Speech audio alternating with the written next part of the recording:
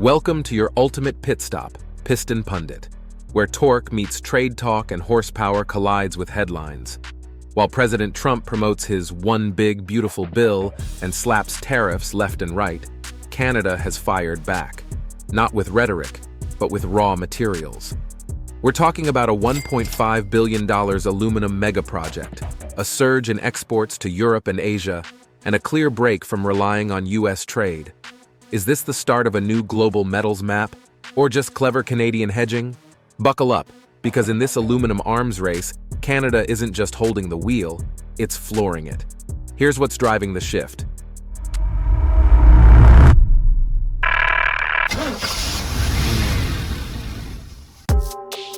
Quebec goes full throttle on aluminum expansion.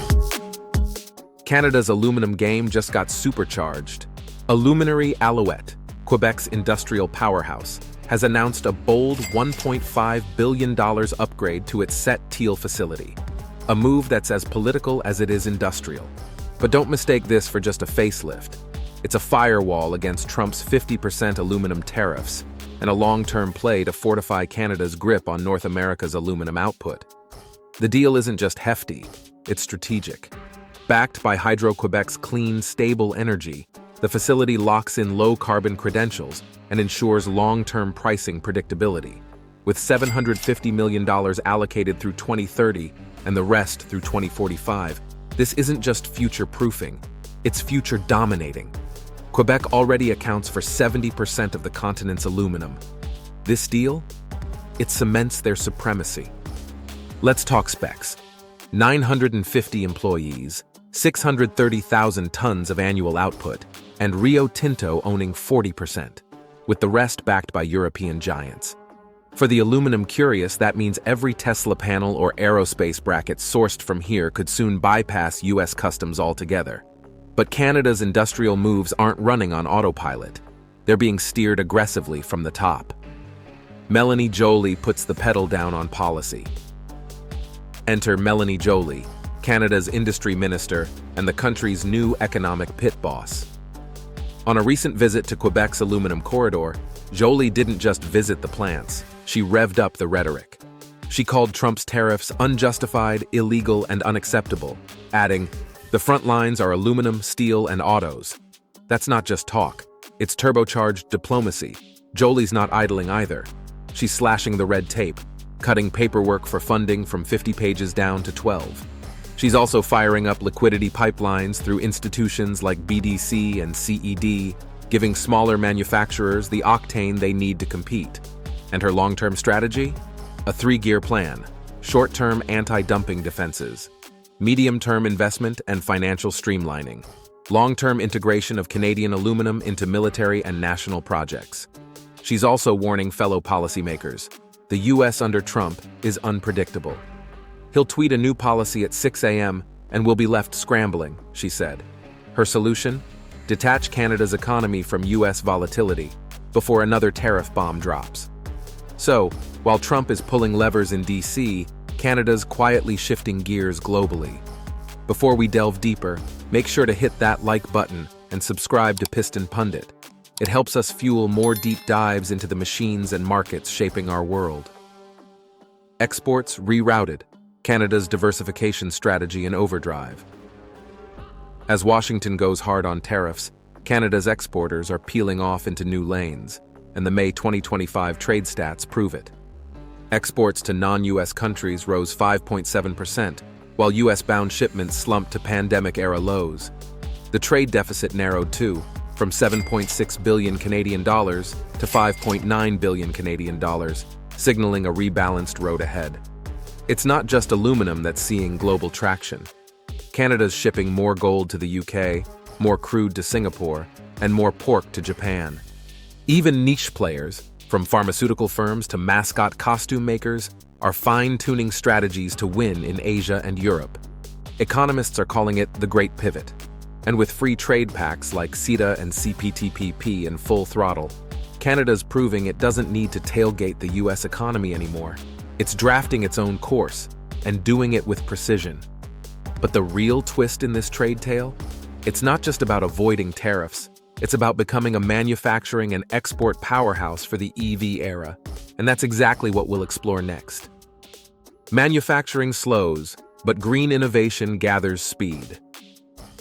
While Canada's raw materials and agri-food sectors are hitting high gear, the broader manufacturing engine is sputtering. June's S&P Global PMI dropped to 45.6, its lowest reading since the COVID dip of 2020. With Trump's tariffs pressuring cross-border trade, the fifth consecutive month of contraction hit hard, and production cuts reached a 5-year high. But not everyone's stuck in neutral. Some steel component suppliers are renegotiating U.S. contracts to share the tariff pain. Others are steering toward Europe and Asia, or simply cutting ties with American buyers altogether. Yet here's the twist. As traditional manufacturing struggles, clean tech is revving up. From EV battery components in Ontario and Manitoba to hydrogen hubs and aerospace composites, investment is shifting toward what some call Canada's next-gen drivetrain. The aerospace sector alone shipped out nearly 19 billion Canadian dollar last year, and it's not done climbing. Minister Mélanie Joly and Premier Legault are betting on a future that's green, digital, and diversified.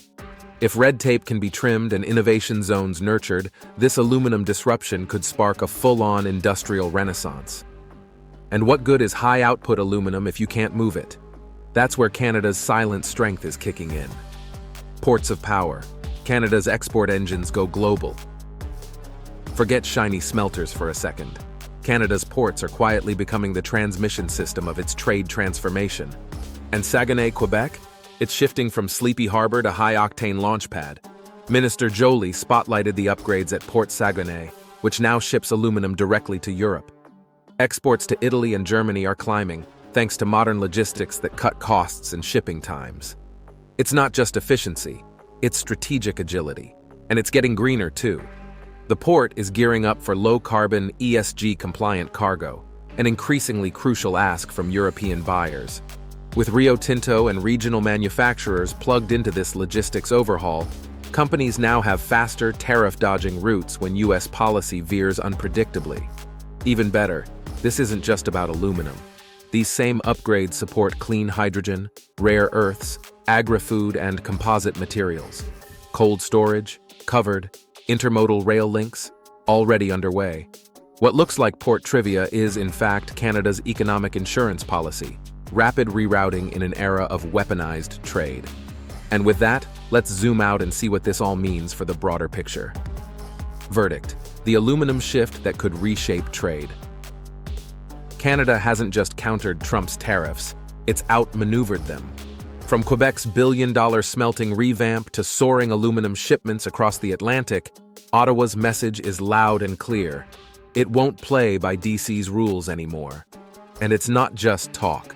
Joly's war room strategy includes liquidity injections, bureaucracy rollbacks, export pivots, and future-proofed manufacturing clusters.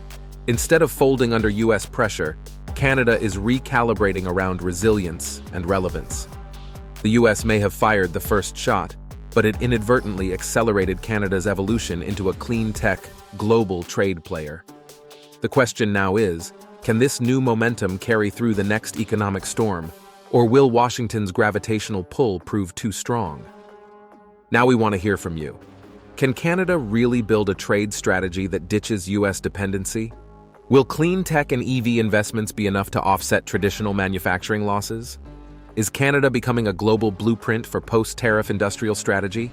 Drop your thoughts and experiences in the comments below. If you found this breakdown insightful, make sure to subscribe to Piston Pundit, your ultimate pit stop for vehicle updates, global auto trade shifts, and everything in between. Hit that bell so you never miss a turn in this fast-moving ride. Thanks for watching Piston Pundit, and see you next time. You can now check out the videos on screen. There's plenty more torque-driven content to explore.